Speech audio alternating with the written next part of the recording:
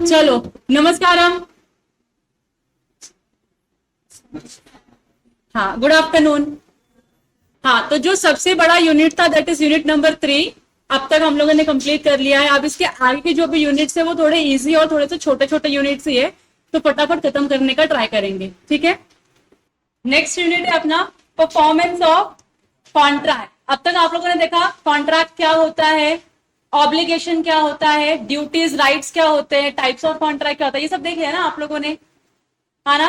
अब आपको उस कॉन्ट्रैक्ट को क्या करना है, परफॉर्म करना है। अच्छा, कॉन्ट्रैक्ट की वैलिडिटी भी देख लिया आप लोगों ने, कॉन्ट्रैक्ट वैलिड कब होगा, कॉन्ट्रैक्ट वॉइड कब होगा, वॉइडेबल कॉन्ट्रैक्ट कब होगा, इलीगल, अनएनफोर्सिएबल, सब पता है ना आप लोगों को। वॉइड अग्रीमेंट पता है ना। हाँ, तो अब जो भी कॉन्ट्रैक्ट बन चुका है तो हम मानेंगे कॉन्ट्रैक्ट क्या है, वैलिड कॉन्ट्रैक्ट है। हाँ? अब जो कॉन्ट्रैक्ट बन चुका है क्या उसको परफॉर्म करना पार्टीज की ड्यूटी है। परफॉर्म करने का मतलब क्या होता है, क्या करना, एग्जीक्यूट करना। तो आपने अगर किसी को कोई प्रॉमिस किया था और उस प्रॉमिस को आप फुलफिल कर देते हो तो आपने क्या किया, आपने कॉन्ट्रैक्ट को परफॉर्म कर दिया। तो अगर आपने किसी को प्रॉमिस किया था कि आप किसी को अपना फोन बेचोगे और आपने फोन बेच दिया तो आपने क्या, अपना ऑब्लिगेशन फुलफिल कर लिया। तो performance is nothing but fulfilment of obligation. Performance क्या होता है, बोलो, fulfilment of obligation of contracting parties. तो जो भी कॉन्ट्रैक्टिंग पार्टीज है कॉन्ट्रैक्ट में, उन्होंने अपने ऑब्लिगेशंस को फुलफिल कर दिया तो हम क्या बोलेंगे, आपने कॉन्ट्रैक्ट क्या कर दिया, परफॉर्म कर दिया। सिंपल है कि नहीं है। हाँ, तो बस आपको इस यूनिट में यही पढ़ना है कि परफॉर्मेंस कब होता है, कौन परफॉर्मेंस करेगा, अगर परफॉर्मेंस नहीं किया तो उसका क्या कॉन्सिक्वेंसेज होंगे। ये सारी चीजें आपको यूनिट नंबर 4 में पढ़नी है, ठीक है। Fulfilment of obligation of contracting parties. आप लोगों ने अपना ऑब्लिगेशन फुलफिल कर लिया, that means you have performed the contract. अगर आप लोगों ने अपना ऑब्लिगेशन जो बोला था परफॉर्म करने के लिए और नहीं किया तो क्या बोलेंगे उसको, हम क्या बोलेंगे। आपने बोला था कि मैं 12 तारीख को कॉन्ट्रैक्ट परफॉर्म करूंगी और 12 तारीख को आपने कॉन्ट्रैक्ट परफॉर्म नहीं किया तो क्या बोलेंगे उसको, ब्रीच ऑफ कॉन्ट्रैक्ट बोलेंगे। समझ में आ रहा है आप लोगों को, गुड, समझदार बच्चे हो आप लोग।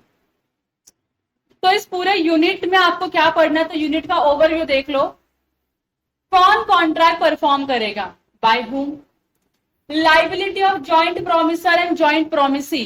प्रोमिसर कौन होता है, जो सामने से प्रॉमिस कर रहे कुछ काम करने के लिए, तो उनकी लाइबिलिटी क्या होगी। तो प्रोमिसरी जॉइंट वाला कौन होगा, who will be joint promisee, जिनको प्रोमिसर्स ने प्रॉमिस दिया रहेगा। और जो प्रॉमिसी वो एक नहीं मल्टीपल लोग होंगे। तो जैसे मैंने प्रॉमिस किया आप लोगों को कि मैं आप लोगों को लॉ पढ़ाऊंगी, तो आप लोग मल्टीपल प्रॉमिसी हो ना मेरे लिए, तो जॉइंट प्रॉमिसी माने जाओगे। और मैं कौन हूं, सिंगल प्रॉमिसर हूं। समझ में आ रहा है आप लोगों को। तो उनकी लाइबिलिटीज क्या होंगे या उनकी ड्यूटीज क्या होंगे वो पढ़ना है आपको। और फिर उसी के साथ आपको कनेक्शन में पढ़ना है rights of joint promises. Joint promises के राइट्स क्या क्या होते हैं। तो जॉइंट प्रोमिसी के राइट एंड ऑब्लिगेशन दोनों पढ़ना है और प्रोमिसर का सिर्फ क्या पढ़ना है आपको, लाइबिलिटीज पढ़ना है। तीसरा आपको पढ़ना है किस वक्त किस जगह पे आपको कॉन्ट्रैक्ट को परफॉर्म करना है, time and place of performance of contract. Reciprocal promises होगा तो कैसे परफॉर्म करेंगे, पहले कौन परफॉर्म करेगा, ड्यूटी किसकी आएगी, पहले अराइज होगी परफॉर्म करने की। और प्लस उसके साथ आप पढ़ोगे agreements to do impossible act. ऐसे एक्ट जो इम्पॉसिबल है आपने अगर उसका अग्रीमेंट किया तो उसको परफॉर्मेंस कैसे दिया जाएगा, वो परफॉर्म हो भी पाएगा या नहीं हो पाएगा, उसके बारे में आप पढ़ोगे। एप्रोप्रिएशन ऑफ पेमेंट करके एक नया कॉन्सेप्ट है जिसमें 3 सेक्शन से मेनली आपको पढ़ने हैं और 3 सेक्शन पढ़ लोगे तो आपका एप्रोप्रिएशन ऑफ पेमेंट कंप्लीट हो जाएगा। फिर उसके बाद पढ़ना ऐसे कॉन्ट्रैक्ट जिनको परफॉर्म करने की जरूरत ही नहीं है। दैट मीन्स आप प्रॉमिस तो कर रहे हो कि आप कॉन्ट्रैक्ट परफॉर्म करोगे, लेकिन आप कुछ आगे जाके से चेंजेस लेके आते हो कॉन्ट्रैक्ट में जहां पे आप उसको नहीं परफॉर्म करोगे। परफॉर्मेंस क्या होगा इसमें, नहीं होगा। तो वो सिचुएशंस क्या है आपको वो पढ़ने हैं। और लास्ट में आपको पढ़ना है discharge of contract. What is discharge of contract, तो जब आप लोगों ने अपने अपने ऑब्लिगेशंस को परफॉर्म कर दिया तो कॉन्ट्रैक्ट की जो लाइबिलिटीज थी वो डिस्चार्ज हो गई ना। बराबर कि नहीं, कॉन्ट्रैक्ट खत्म हो गया कि नहीं हो गया, बस, तो उसको हम क्या बोलते हैं, डिस्चार्ज ऑफ कॉन्ट्रैक्ट बोलते हैं। तो मिला जुला के आपको इतनू सा ही क्या पढ़ना है, कॉन्सेप्ट पढ़ना है यूनिट नंबर 4 में। ब्रेक ले लेके पढ़ेंगे तो आप लोगों को टेंशन लेने की जरूरत बिल्कुल नहीं है, खास करके सिद्धू तू, मैं दूंगी ब्रेक, तू बिल्कुल भी टेंशन मत लिया कर। और तुझे जरूरत लगी ना ब्रेक मांगने की कि नहीं ब्रेक तो चाहिए, तो मैं पागल हो जाएगा, बोल दे खड़ा होकर कि ब्रेक चाहिए। हाँ, परफॉर्मेंस ऑफ कॉन्ट्रैक्ट जो है ना सेक्शन नंबर 37 में लिखा हुआ है। अच्छा, आप लोग मॉड्यूल पे हो तो मैं चेंज कर लेती हूँ, मैं नोट्स पे आ गई, नोट्स पे क्या शॉर्टकट में लिखा रहता है चीजें कुछ कुछ। सेक्शन नंबर 37 में लिखा होता है आप लोगों का obligation of parties to contract, मतलब कॉन्ट्रैक्ट के जो पार्टीज है उनका ऑब्लिगेशन क्या होता है। और जब ये ऑब्लिगेशन है तो ये आपको फुलफिल भी करना होगा, बराबर कि नहीं। आपने ऑब्लिगेशन फुलफिल कर लिया तो हम बोलेंगे आपने कॉन्ट्रैक्ट परफॉर्म कर लिया। आपने ऑब्लिगेशन ही फुलफिल नहीं किया तो कॉन्ट्रैक्ट का आपने क्या किया है, ब्रीच किया है। Non performance is a breach of contract. अब इसमें भी ना दो टाइप की परफॉर्मेंस के बारे में बात करी गई है। जब हम बात करते हैं परफॉर्मेंस की तो पहले एक्चुअल परफॉर्मेंस के बारे में बात की गई है। एक्चुअल परफॉर्मेंस क्या होता है, आज के दिन हम लोगों ने कॉन्ट्रैक्ट में एंटर किया था और आज के दिन ही हम लोगों ने कॉन्ट्रैक्ट परफॉर्म भी कर दिया ना, तो एक्चुअली हो गया ना मेरा काम। से फॉर एग्जाम्पल आज एक्स और वाई मिले एक दूसरे को और एक्स ने बोला मेरा फोन खरीद ले तू, कितने में, ज्यादा निकाली 5,000 में। तो एक्स ने अपना फोन वाई को दे दिया, वाई ने एक्स को 5,000 रुपए दे दिए। तो क्या दोनों ही पार्टीज ने अपने ऑब्लिगेशन को फुलफिल कर दिया? क्या इसने फोन दिया और इसने पैसे दे दिए, क्या एक्चुअल में ये कॉन्ट्रैक्ट परफॉर्म हो चुका है? हो चुका है ना, तो इसी को हम क्या बोलेंगे, एक्चुअल परफॉर्मेंस। जहां पे आप अपना प्रॉमिस फुलफिल करते हो, अदर पार्टी अपना प्रॉमिस फुलफिल करती है और कॉन्ट्रैक्ट को आप क्या करते हो, डिस्चार्ज कर देते हो। तो ये क्या हो गया, एक्चुअल परफॉर्मेंस ऑफ कॉन्ट्रैक्ट। यहां तक क्लियर है? पढ़ते, where a party to a contract, module में यही लिखा हुआ है, यही लिखा है, where a party to a contract has done what he undertaken to do, either of the parties have fulfilled their obligations under the contract within the time and within the manner prescribed। Parties ने अगर, जो भी parties थे उन्होंने अगर अपना अपना obligation fulfil कर दिया है तो हम क्या बोलेंगे, आपने कॉन्ट्रैक्ट को एक्चुअली परफॉर्म कर दिया। This is known as actual performance of contract. यहां तो क्लियर है आप लोगों को? यहाँ पे एग्जाम्पल क्या लिखा है देखो, X borrows 5 lakh from Y with a promise to be paid after 1 month। X ने क्या किया, 5 लाख रुपए का लोन लिया और बोला कि मैं 1 महीने के बाद पे कर दूंगा। And X repays the amount। हो डिफॉल्ट नहीं किया उसने, प्रॉमिस अपना क्या किया, परफॉर्म किया। X repays the amount on the due date। This is the actual performance of contract. यहां तक क्लियर है? कोई डाउट है यहाँ पे? नहीं। नेक्स्ट जो part that is offer to perform और अटेम्प्टेड परफॉर्मेंस और टेंडर ऑफ परफॉर्मेंस, सबका मीनिंग एक ही होता है। मतलब एक कॉन्ट्रैक्टिंग पार्टी है, वो छोड़ो एक क्या दो है ना कॉन्ट्रैक्टिंग पार्टी, ये एक्स और वाई है। एक्स और वाई ने मिलकर एक कॉन्ट्रैक्ट साइन किया है, मिलकर क्या किया इन्होंने, एक कॉन्ट्रैक्ट साइन किया है। कॉन्ट्रैक्ट में क्या लिखा है कि एक्स क्या करेगा, वाई को फोन देगा और वाई उस फोन के बदले में एक्स को क्या देगा, 5,000 रुपए देगा। लेकिन ये आज नहीं करेंगे, ये बोल रहे हैं कि रामनवमी बहुत शुभ दिन है, रामनवमी क्या है, बहुत ही शुभ दिन है, तो हम रामनवमी पे क्या करेंगे, इस कॉन्ट्रैक्ट को परफॉर्म करेंगे। यहां तक क्लियर है आप लोगों को? समझ में आ रहा है? इन दोनों के बीच में कॉन्ट्रैक्ट हुआ है जहां पे एक्स वाई को फोन देगा और वाई क्या करेगा, एक्स को 5,000 रुपए देगा। लेकिन किस दिन परफॉर्म करेंगे कॉन्ट्रैक्ट को ये लोग, रामनवमी के दिन। कब है रामनवमी, 17 अप्रैल 2024 को रामनवमी है, बराबर है? यहां तक कोई दिक्कत है? नहीं।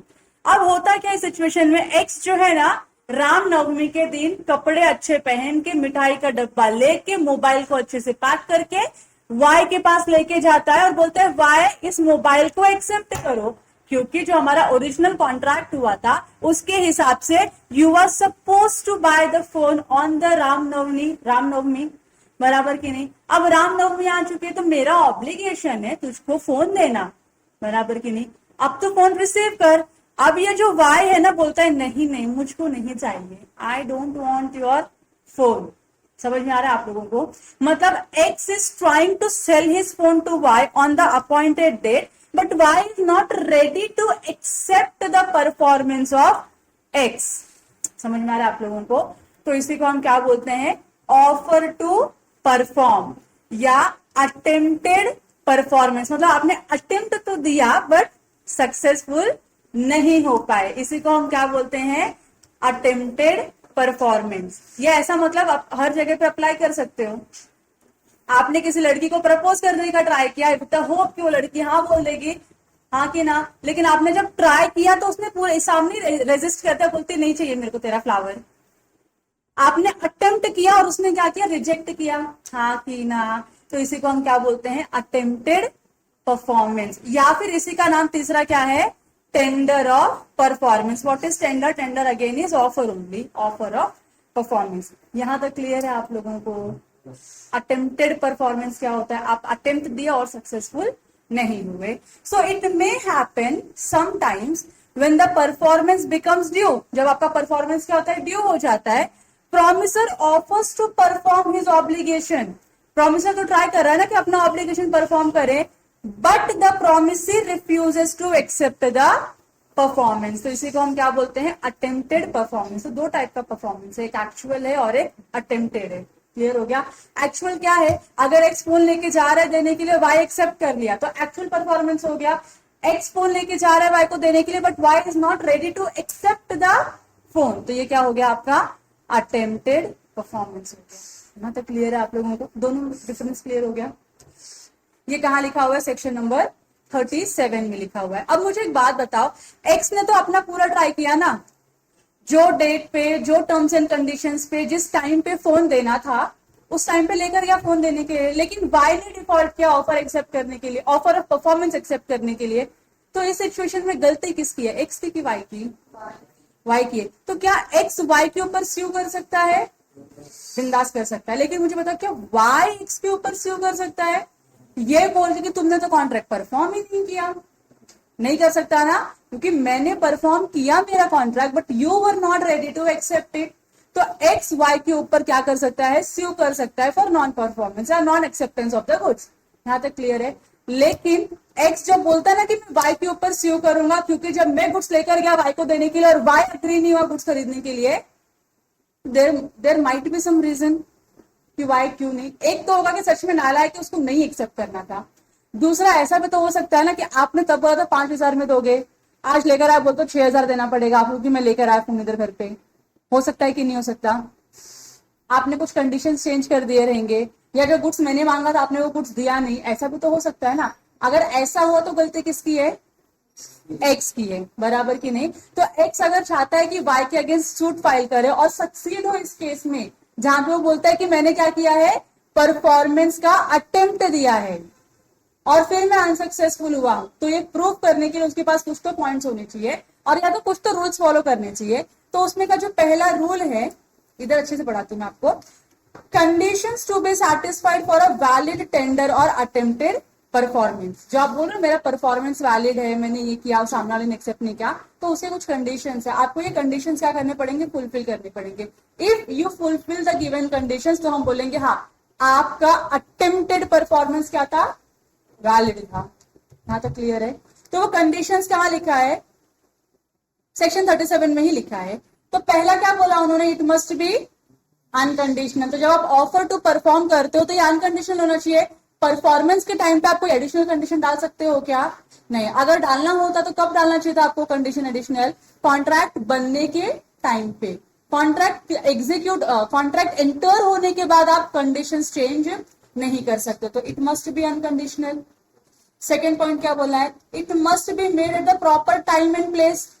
जो टाइम और जो प्लेस पे बोला था उसी टाइम और उसी प्लेस पे आप परफॉर्म करना चाहिए कि नहीं?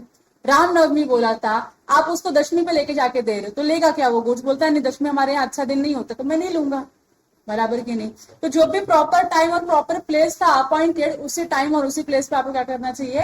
परफॉर्मेंस देना चाहिए। तीसरा क्या है?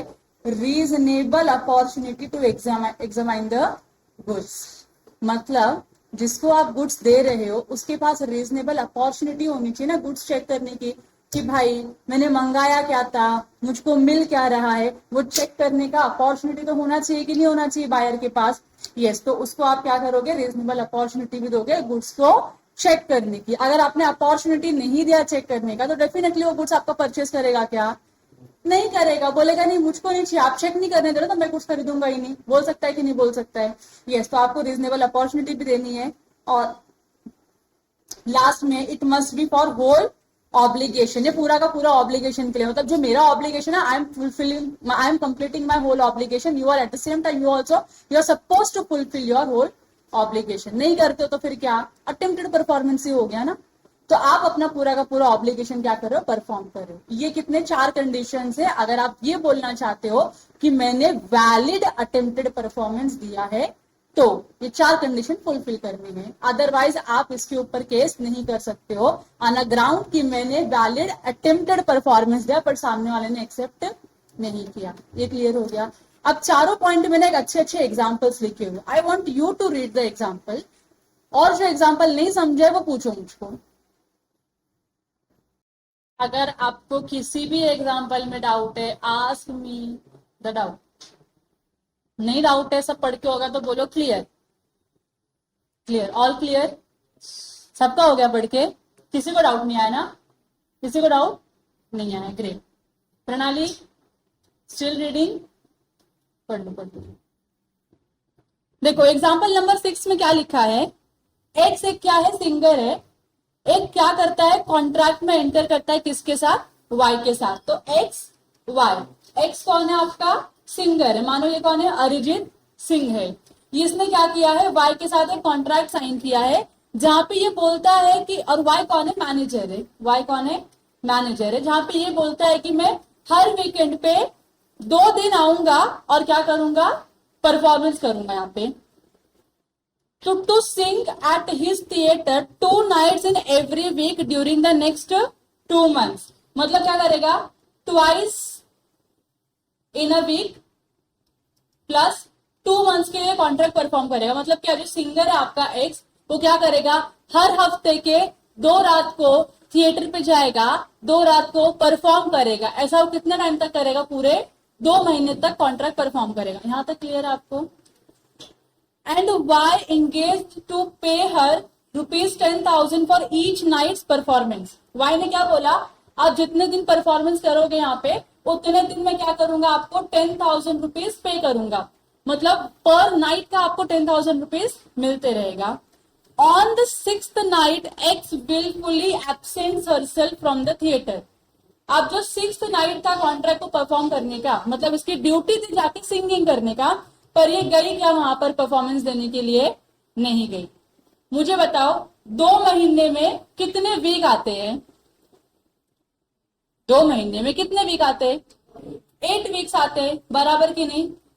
और 8 वीक में इसको कितने दिन परफॉर्म करना है, पर वीक कितना दिन परफॉर्म करना है उसको, 2 वीक्स से मल्टीप्लाई कर दूं मैं 2 डेज उसको पर वीक परफॉर्म करना है, तो कितना होता है 16 परफॉर्मेंस। मतलब इसको कितना परफॉर्मेंस देना था, 16 परफॉर्मेंस देना था। लेकिन इसने क्या किया, जो 6th वीक आया कॉन्ट्रैक्ट परफॉर्म करने का, 6th वीक पे मैं प्रेजेंट ही नहीं थी परफॉर्म करने के लिए। बताओ क्या इसने अपना पूरा ऑब्लिगेशन फुलफिल किया। इसने 8 वीक का प्रॉमिस किया था, लेकिन 6th वीक पे क्या हो गई, ये गायब हो गई। क्या इसने अपना कॉन्ट्रैक्ट परफॉर्म किया पूरा का पूरा, एक्स ने अपना कॉन्ट्रैक्ट परफॉर्म किया। यहाँ पे क्या लिखा है, it must be for whole obligation, पूरा का पूरा आपका ऑब्लिगेशन परफॉर्म होना चाहिए। यहाँ पे पूरा परफॉर्म किया क्या उसने 8 वीक की बात करके 6th वीक पे क्या हो गई, वो गायब हो गई, 6th वीक पे परफॉर्मेंस करने के लिए आई नहीं। सो वाई के पास यहाँ पे ऑप्शन है कि कॉन्ट्रैक्ट को क्या करना है, कैंसिल करना है, और वाई एक्स के ऊपर केस कर सकता है इस सिचुएशन में कि आपने अपना ऑब्लिगेशन फुलफिल नहीं किया। क्यों नहीं किया, क्योंकि एक्स ने प्रॉमिस किया था कि वो 8 हफ्ते आके परफॉर्मेंस करेगी, लेकिन उसने क्या किया, सिर्फ 6 हफ्ते ही परफॉर्म किए और उसके बाद से आई ही नहीं परफॉर्मेंस करने के लिए। तो प्रॉमिसर ने अपना ऑब्लिगेशन फुलफिल किया क्या, नहीं। जब प्रॉमिसर ने अपना ऑब्लिगेशन फुलफिल नहीं किया तो आप कैसे बोल सकते हो कि आपने अटेम्प्टेड परफॉर्मेंस दिया, वो भी वैलिड वाला। वैलिड कब होता है, जब आप 8 के 8 वीक क्या करते, प्रेजेंट होते, परफॉर्म करते और आपको पैसे नहीं मिलते। तो क्या प्रॉब्लम था वहां पे? यहाँ पे तो कुछ है ही नहीं ऐसा, यहाँ पे तो आपने डिफॉल्ट किया परफॉर्मेंस करने में, बराबर की नहीं। तो यहाँ पे प्रोमिसर ने डिफॉल्ट किया परफॉर्म करने में, इसके लिए यहाँ पे वाई के पास चॉइस है कॉन्ट्रैक्ट को कैंसिल करने का। यहाँ तक क्लियर है आप लोगों को?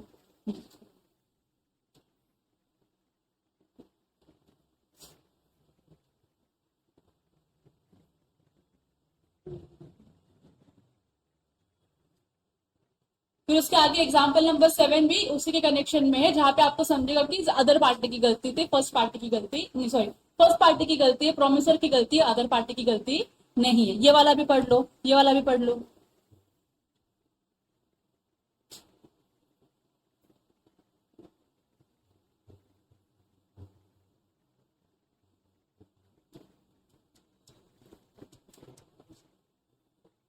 एग्जाम्पल नंबर 6 पे हर बार क्वेश्चन में केस बेस्ड क्वेश्चन आता ही है, एग्जाम में हर बार ये इस पे से क्वेश्चन आता ही है, तो इसको प्लीज ध्यान से पढ़ो।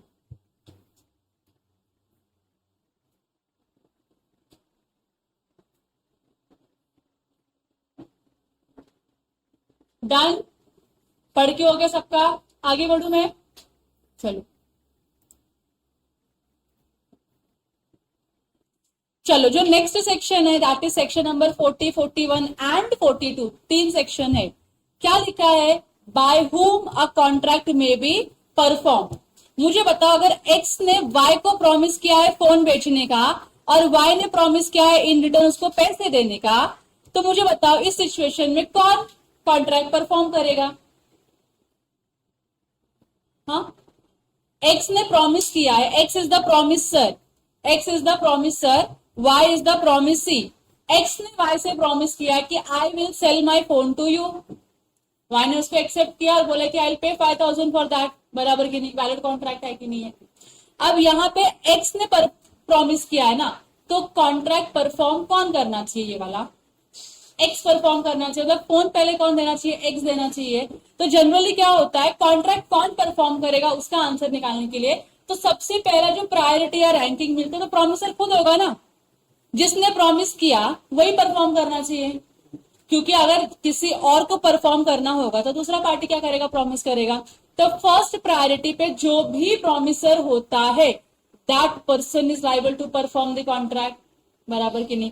तो यहाँ पे इस सिचुएशन में एक्स ने प्रॉमिस किया वाई को कि अपना फोन बेचेगा वाई को, तो एक्स बिकम्स द प्रॉमिसर। अब जब एक्स प्रॉमिसर है तो एक्स की ड्यूटी है ना कॉन्ट्रैक्ट परफॉर्म करने की, यस और नो?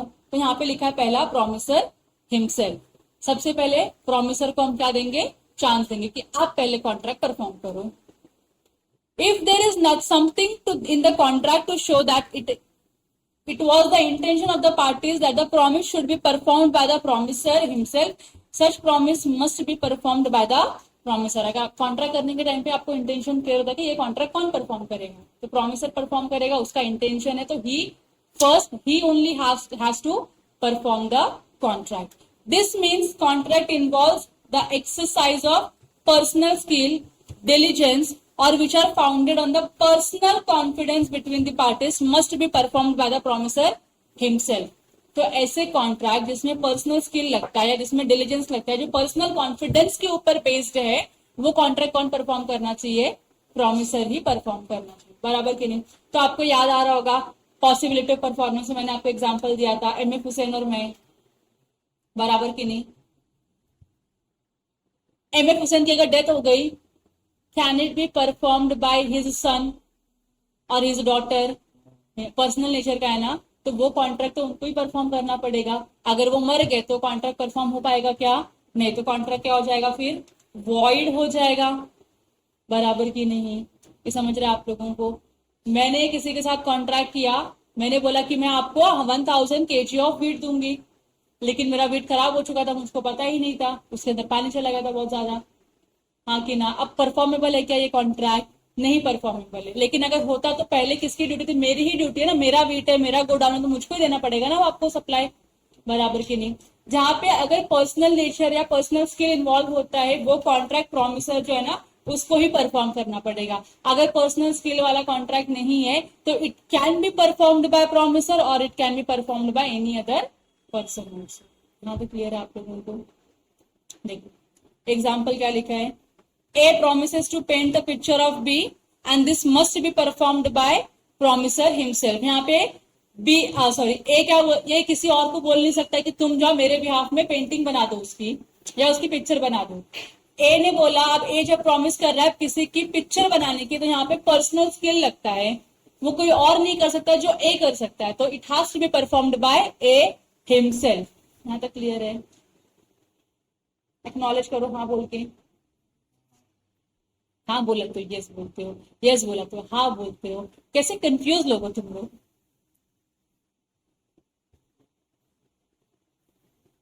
सेकेंड पॉइंट है एजेंट. क्या प्रॉमिसर अपने एजेंट को बोल सकते तो मेरे बिहाफ पे वो काम कर दे? एजेंट का तो काम ही है ना प्रॉमिसर के बिहाफ में काम करना, हाँ कि ना. So when personal consideration is not the foundation of a contract, personal consideration मतलब personal faith, personal skill involve नहीं है, तो उस सिचुएशन में it can be performed by agent. The promiser or his promise representative may employ a competent person to perform it. यहाँ तो समझ में आ गया. उसके बिहाफ में कोई और परफॉर्म कर सकता है. तो अभी यहाँ पे मोबाइल बेचने में कोई स्किल की रिक्वायरमेंट है क्या? और मेरा एक्स का कोई कनेक्शन नहीं है, तो मैंने डील तो किया, एक्स ने वाई के साथ डील किया, लेकिन परफॉर्मेंस के टाइम पे जेड आ गया, जेड ने वाई को फोन दिया, चलेगा क्या? चलेगा, कोई दिक्कत नहीं, पर्सनल स्किल इन्वॉल्व नहीं है ना. तो एजेंट है, एक्स क्या है, सॉरी जेड क्या है, एक्स का एजेंट है, तो जेड ने क्या किया, कॉन्ट्रैक्ट परफॉर्म कर दिया. किसके बिहाफ में? एक्स के बिहाफ में. क्या ये वैलिड माना जाएगा? यस वैलिड है ये. बताओ लीगल रिप्रेजेंटेटिव मतलब होता है एलआर. बताओ एलआर कब आएगा जिंदगी में तुम्हारे? जब प्रॉमिसर की क्या हो जाएगी, डेथ हो जाएगी, प्रॉमिसर इनकेपेबल हो जाएगा कॉन्ट्रैक्ट को परफॉर्म करने के लिए. तो अगर एक्स और वाई के बीच में जो कॉन्ट्रैक्ट है मोबाइल बेचने का, खरीदने का, कॉन्ट्रैक्ट परफॉर्म होने के पहले ही अगर एक्स की क्या हो जाती है, डेथ हो जाती है, तो इस सिनारियो में एक्स का जो एलआर है ना, से फॉर एग्जाम्पल एक्स का एलआर है ए, एक्स का एलआर कौन है? ए. तो ए को कॉन्ट्रैक्ट परफॉर्म करना पड़ेगा ऑन बिहाफ ऑफ एक्स. तो अब एक्स से तो गुड्स जा नहीं रहा है, तो अब गुड्स कहां से जाएगा? ए से जाएगा. किसके पास जाएगा? वाई के पास जाएगा. समझ में आ रहा है आप लोगों को? A contract which involve the use of personal skill. अगर बताओ पर्सनल स्किल इन्वॉल्व होता, एक्स ने वाई को प्रॉमिस किया होता कॉन्ट्रैक्ट मतलब पिक्चर बनाने की, और अब एक्स मर गया, तो अब बताओ ए एक्स के बिहाफ में कॉन्ट्रैक्ट परफॉर्म कर सकता है? नहीं. कॉन्ट्रैक्ट क्या बन जाएगा फिर एक्स और वाई के बीच का? वॉइड हो जाएगा. Yes or no? So a contract which involves the use of personal skill is or founded on the personal consideration comes to an end on the death of the promiser. जैसे ही promiser मर जाएगा वो contract क्या हो जाएगा, वहीं पे खत्म हो जाएगा. As regards any other contract, इसको छोड़ के कोई दूसरा कॉन्ट्रैक्ट होगा तो उसका जो एलआर होता है डिसीज्ड प्रॉमिसर का, वो क्या है, बाउंड है उस कॉन्ट्रैक्ट को परफॉर्म करने के लिए. यहां तक क्लियर है आप लोगों को? यहां तक ठीक है? Unless a contrary intention appears from the contract. अगर आपके कॉन्ट्रैक्ट में लिखा है कि अगर एक्स मर गया तो एक्स के बिहाफ में ये कॉन्ट्रैक्ट कोई और परफॉर्म नहीं करेगा, तो लीगल रिप्रेजेंटेटिव लाइबल होगा कॉन्ट्रैक्ट परफॉर्म करने के लिए? नहीं लाइबल होगा. ठीक है. But their liability under a contract is limited to the value of the property they inherit from the deceased. अब मैं बोल रही हूँ कि यहाँ पे इसका प्रॉमिसर का, सॉरी इसका लीगल रिप्रेजेंटेटिव कौन है? ए है. ए को कॉन्ट्रैक्ट परफॉर्म करना पड़ेगा. मानो अगर ये पेमेंट करने की बात होती तो से फॉर एग्जांपल, यहाँ पे तो गुड्स है तो कोई ज्यादा दिक्कत नहीं, यहाँ पे तो पैसे मिलने वाले, आप गुड्स लोगे और पैसे लोगे. लेकिन मानो ए जो लीगल रिप्रेजेंटेटिव है एक्स का, अगर इसको किसी को पेमेंट करना पड़ा तो मतलब ये किसी से गुड्स खरीदने वाला था, अब गुड्स आ गया है, उसके बाद पेमेंट करने की जिम्मेदारी किसकी है? एक्स की है. लेकिन एक्स तो मर गया है, तो एक्स के बिहाफ में पेमेंट किसको करना पड़ेगा? मिस्टर ए को करना पड़ेगा. ए क्या है? एक्स का एलआर है, बराबर की नहीं? अभी एलआर को पेमेंट करना पड़ेगा. कितना पेमेंट करने के लिए लाइबल है एलआर? तो वो लॉ बोलता है कि आप इसके ऊपर अनलिमिटेड लाइबिलिटी नहीं लगा सकते हो, अनलिमिटेड लाइबिलिटी नहीं लगा सकते हो. जितना भी ये डिसीज्ड प्रॉमिसर है ना, जो भी ये प्रॉमिसर है, मतलब कौन है? मिस्टर एक्स है. मिस्टर एक्स की जितनी भी प्रॉपर्टी होगी, प्रॉपर्टी के वैल्यू तक का ही लाइबिलिटी इनकर करेगा मिस्टर ए। अगर प्रॉपर्टी 5 लाख रुपए की है, प्रॉपर्टी अगर 5 लाख रुपए की है एंड लाइबिलिटी 7 लाख रुपीस की है, मुझको बताओ ए कितना पे करेगा? मेरा क्वेश्चन सुना आप लोगों ने? मैंने क्या पूछा? क्वेश्चन सुनो। एक्स है जिसने किसी से गुड्स परचेज किया था, अब उसको पेमेंट करना है उस गुड्स के बदले में, तो एक्स की लाइबिलिटी है पे करना, लेकिन एक्स क्या हो चुका है? भगवान को प्यारा हो चुका है, तो अब एक्स तो पे करेगा नहीं, और इसमें कोई पर्सनल स्किल्स तो है ही नहीं, बराबर की नहीं। तो एक्स का जो एलआर है वो कौन है? ए है। Now A is under an obligation to make the payment to Y, लेकिन ए के ऊपर कितने की लाइबिलिटी इंपोज करेंगे हम लोग? तो जितने की असेट्स डिराइव्ड होगी डिसीज्ड प्रॉमिसर से, बराबर की नहीं। तो एग्जाम्पल मैंने दिया कि एक्स को कोई लाइबिलिटी पे करनी है जिसकी वैल्यू कितनी है? 7 लाख रुपया, लेकिन एक्स से जो प्रॉपर्टी डिराइव हो रहा है मिस्टर ए को, उसकी वैल्यू कितनी है? 5 लाख रुपया। तो ए कितना पे करने के लिए लाइबल है? 5 लाख रुपीज। क्यों? क्योंकि लिमिटेड है उसकी लाइबिलिटी। कितनी लिमिटेड है? Value of the property. तो उसकी लाइबिलिटी उतनी ही होगी जितना प्रॉपर्टी का वैल्यू होगा, उससे ज्यादा नहीं। मैं यहाँ पे एक सिंपल लाइन में लिख देती हूँ आप लोगों को समझने के लिए।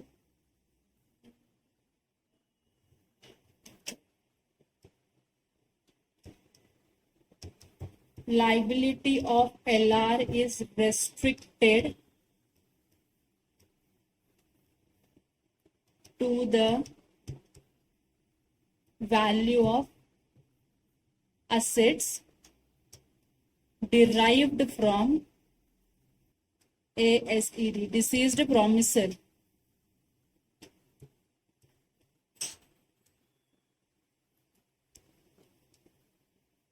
ठीक है। और ये भी निकाल दो, तो इतना ही है, simple. Liability of LR is restricted to the, ये समझ जाना एरो वही है, value of assets derived from the deceased promisor, that's all. लिख लिया? नहीं दिख रहा तो मैं थोड़ा और ऊपर करूं उसके। स्पेलिंग नहीं समझ में आ रही तो पूछ लेना मुझको, मैं बता दूंगी स्पेलिंग। चलो हो गया लिख के?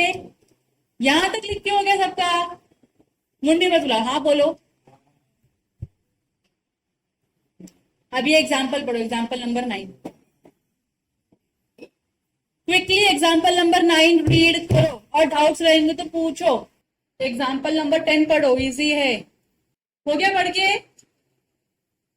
बिना डाउट है? शिव जल्दी जल्दी पढ़ो। हो गया पढ़ के? डाउट है? अब जो नेक्स्ट पॉइंट है दैट इज थर्ड पर्सन। अभी थर्ड पर्सन कौन होता है मैं आपको बताती हूँ, ठीक है। एग्जाम्पल है, ए है, बी है, सी है, ठीक है। कितने लोग हैं? 3 लोग हैं, ए बी सी। इधर ए ने बी से उधार लिया हुआ है, मतलब ए ने क्या लिया है? लोन लिया है। कितने का? 1 लाख रुपए का। किससे लिया है? बी से लिया है। तो यहाँ पर टुक लोन ₹1 लाख का। अब ए ने जब बी से लोन लिया है तो क्या बी के ऊपर ए के ऊपर ऑब्लिगेशन है बी को रिटर्न करने का, बराबर की नहीं। अब ए जो है ना बी को पैसे रिटर्न नहीं कर पा रहा है, उसके पास पैसे नहीं है रिटर्न करने के लिए। तो ए ने लोन तो ले लिया बी से, लेकिन अब वो रीपे नहीं कर पा रहा है बी को। क्यों नहीं कर पा रहा है? क्योंकि लोन का अमाउंट काफी बड़ा है। जो सी है वो ए का बहुत ही अच्छा फ्रेंड है, तो ए सी के बीच में क्या है? फ्रेंडशिप है।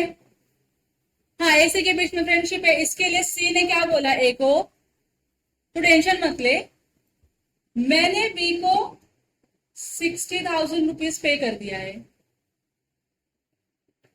मतलब ए को पेमेंट करना था बी को 1 लाख रुपीज का, जो ए नहीं कर पा रहा है। तो ए का जो सी फ्रेंड है ए सी, उसने क्या किया? बी को ए के बिहाफ में पे कर दिया, लेकिन पूरा पे किया क्या? नहीं। कितना पे किया? सिर्फ और सिर्फ 60,000। तो अभी भी पेंडिंग अमाउंट कितना है, कितना 40,000। अभी ए को बी को कितना पे करना पड़ेगा, सिर्फ और सिर्फ 40,000। क्या बी ए के ऊपर केस करके ये बोल सकता नहीं तो पूरा 1 लाख रुपए पे कर मेरे को, नहीं, क्यों नहीं बोल सकता, क्योंकि बी ने सी से आया हुआ परफॉर्मेंस एक्सेप्ट किया, और सी कौन है इस कॉन्ट्रैक्ट का, थर्ड पार्टी है। समझ में आ रहा है। तो अगर प्रॉमिस सी ने थर्ड पार्टी से परफॉर्मेंस एक्सेप्ट कर लिया है तो इतने तक की लाइबिलिटी प्रॉमिसर की डिस्चार्ज हो जाती है। समझ में आ गया आप लोगों को, क्लियर हो रहा है आप लोगों को। तो ये थर्ड पर्सन है जिसने ए के बिहाफ में क्या किया, कॉन्ट्रैक्ट को परफॉर्म कर दिया, पार्शियली परफॉर्म किया। अगर इसने पूरा का पूरा 1 लाख रुपीज पे कर दिया होता तो ए से बी कुछ भी रिकवर नहीं कर पाएगा। क्यों, क्योंकि बी ने ऑलरेडी अपने पैसे रिकवर कर लिए, किससे, सी से। यहां तक क्लियर हो गया आपको, कंफ्यूज हो रहे हो क्या इसमें, थर्ड पार्टी वाला प्रोविजन नहीं ना। ये एग्जांपल पढ़ो, चलो हो गया आप लोगों का ये एग्जांपल पढ़ के ना। अगला है, अच्छा ये जो एग्जांपल आपने पढ़ा थर्ड पर्सन वाला, ये सेक्शन नंबर 41 में डील किया गया है। तो सेक्शन नंबर 40 क्या होगा, तो वो जो पार्ट है ना अपना कि who will perform the contract, बराबर कि नहीं, प्रॉमिसर, एजेंट और एलआर, उसको आप सेक्शन 40 कंसिडर कर सकते हो कि सेक्शन 40 है।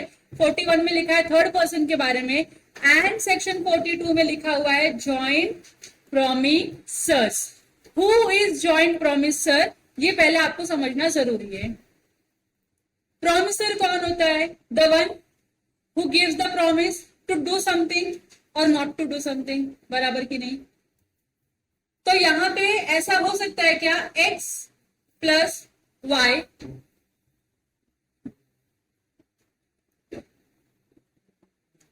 ऐसा हो सकता है क्या, x प्लस वाई मिलके प्रॉमिस करते हैं, क्या करते हैं, मिलके प्रॉमिस करते हैं कि वो लोग पे करेंगे, क्या करेंगे, पे करेंगे z को ₹40,000।